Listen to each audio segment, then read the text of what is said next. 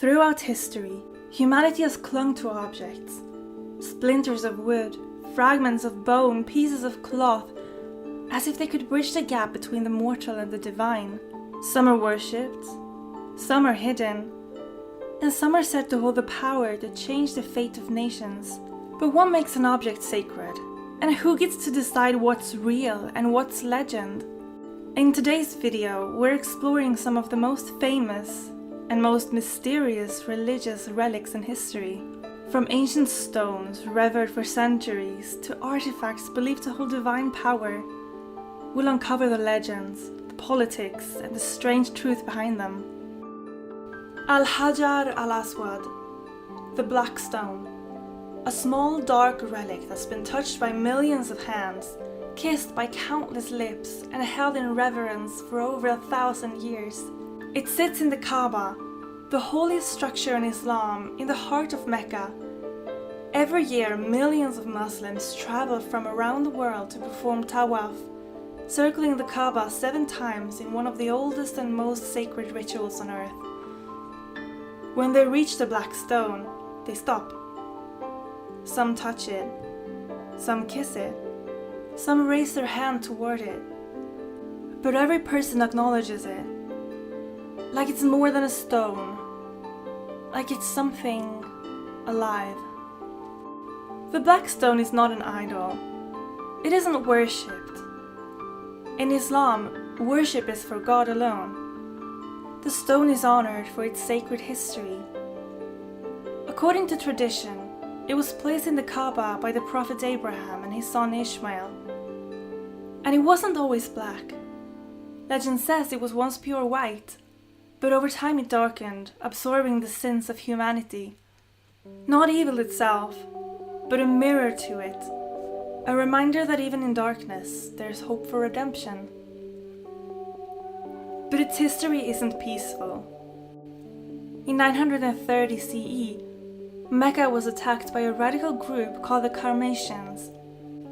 They stormed the city during pilgrimage season, killed thousands, and stole the Black Stone. It wasn't returned for over 20 years. Pilgrims continued their journey, circling the Kaaba even though its heart was missing. No one knows exactly what happened to the stone in that time.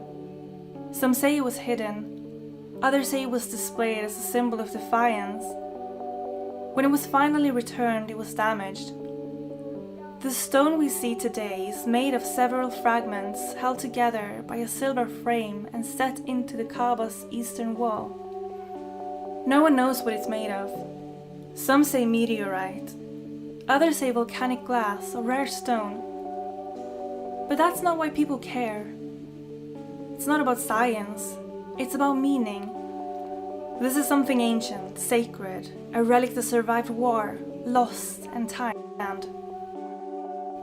The tooth of Buddha, a single tooth, said to have once belonged to the Buddha himself, and now one of the most venerated relics in the world. This tooth isn't just an artifact.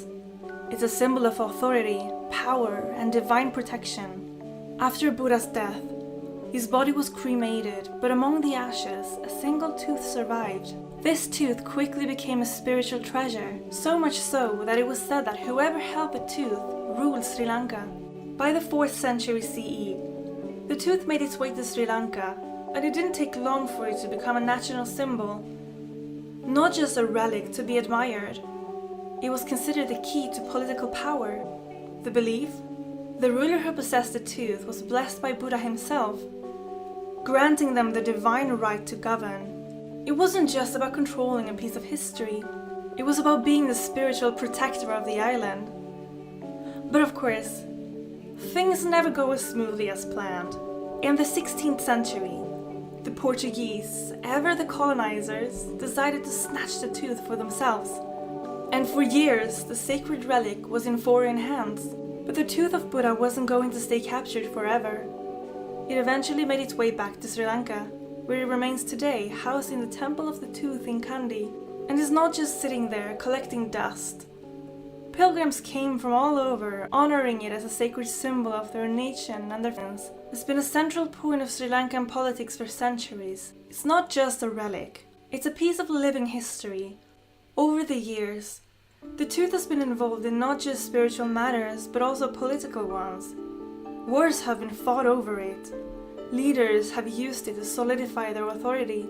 Today, its presence in Kandy continues to play an essential role in the spiritual life of the country, with huge annual processions like the Isala Perahara, where the tooth is paraded through the streets, reminding everyone of the deep, unbreakable link between their faith and their heritage.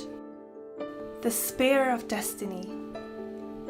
It sounds like something out of a comic book, but according to centuries of tradition, this was the very weapon that pierced Jesus Christ during his crucifixion, not metaphorically, physically. A Roman soldier named Longinus took the spear and drove it into Jesus' side to confirm that he was dead. And here's where it gets strange. According to the Gospel of John, when he did that, blood and water flowed out. A detail that's been picked apart by the theologians, historians, and scientists for centuries. Some call it symbolic, others claim it's a sign of divine intervention. But no matter how you interpret it, the moment marked the beginning of the spear's legend. Over time, the spear was no longer just a tool of execution. It became a relic, a powerful link to the Passion of Christ. It passed through empires like a sacred baton. Charlemagne supposedly carried it into battle. So did the Holy Roman Emperors. Some believed it guaranteed victory. Others feared losing it meant instant defeat. And then came the myths. According to legend, anyone who possessed the Spear of Destiny would hold the fate of the world in their hands. Literally. In the 20th century, Trevor Ravenscroft wrote that Adolf Hitler was obsessed with the spear and even arranged to have it taken from Vienna during the Nazi annexation of Austria. There's no hard evidence he believed it had supernatural powers, but the rumors never really went away. Today, one of the most famous claimants to the title of Real Spear sits in the Hofburg Palace in Vienna, displayed among imperial regalia. Others exist too, one in Armenia, one in the Vatican. But none have been definitely proven to be the actual lance used at Golgotha. So is this the real spear? Maybe. Maybe not.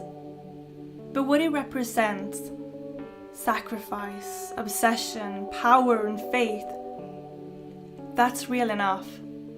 And sometimes that's more dangerous than any weapon. The Shroud of Turin. A mysterious piece of linen that's been sitting in Turin, Italy for centuries, quietly holding one of the most perplexing mysteries in religious history. This is believed by some to be the very burial cloth of Jesus Christ, the actual garment that supposedly wrapped the body of Jesus after his crucifixion. The shroud bears an image of a man who seems to have gone through all the things that Jesus did. The crown of thorns, the nail marks in the hands and feet, and that pierced side that we just talked about. So why is this such a big deal? Because the image doesn't really make sense.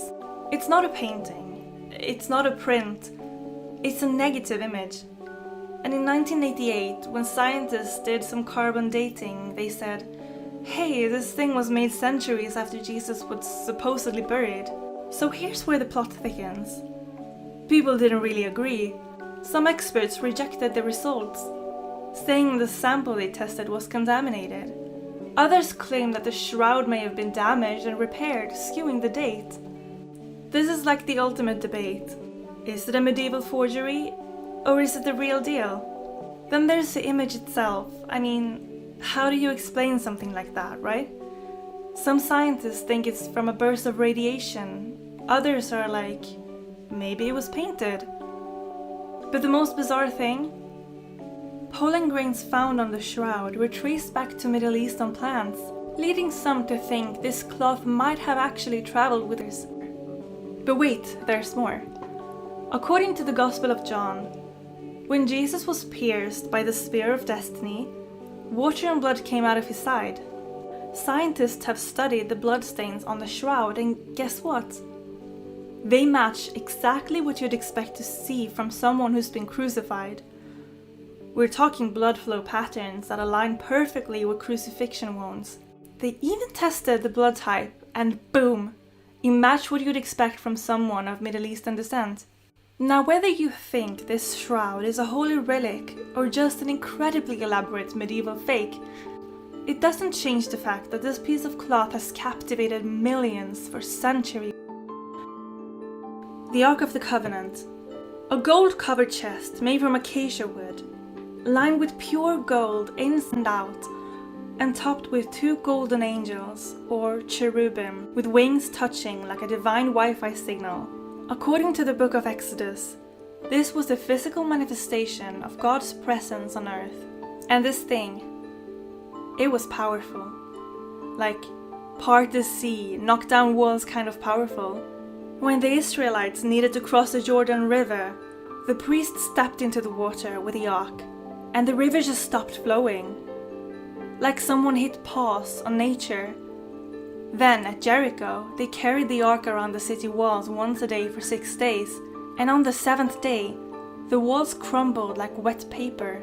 But then, it just disappeared. After the Babylonians destroyed Solomon, the ark is never mentioned again in the Hebrew Bible. No big dramatic exit, no final farewell, just gone. Unless it didn't vanish. One of the most famous legends says that the ark was secretly taken to Ethiopia by Menelik II, the supposed son of Solomon and the Queen of Sheba. Today, it's still said to be hidden inside the chapel of the tablet in Axum, guarded by a single monk who can never leave or show it to anyone. No pressure, right? Whether it is in Ethiopia, a Vatican vault, or buried in some cave Indiana Jones forgot to check, the Ark remains one of the most elusive, sought-after and sacred relics in human history. The Ark wasn't something you could just pick up and move around. It had to be carried using poles, slid through rings on the sides, because touching it directly was a death sentence. Apparently, a man named Uzzah reached out to steady it when the oxen stumbled and was struck dead on the spot. Instant smite, no warning, no do-over. The Ark of the Covenant was also kept behind a thick curtain in the Holy of Holies, the innermost chamber of the tabernacle, and later the temple, a place so sacred that only the high priest could enter, and only once a year, on Yom Kippur. According to Jewish tradition, the high priest would even tie a rope around his ankle in case he died in the presence of the ark, so others could pull his body out without entering themselves. Some rabbinic texts suggest that the ark was hidden intentionally, maybe buried beneath the Temple Mount before the invasion, maybe hidden by Jeremiah the prophet, or spirited away to heaven itself.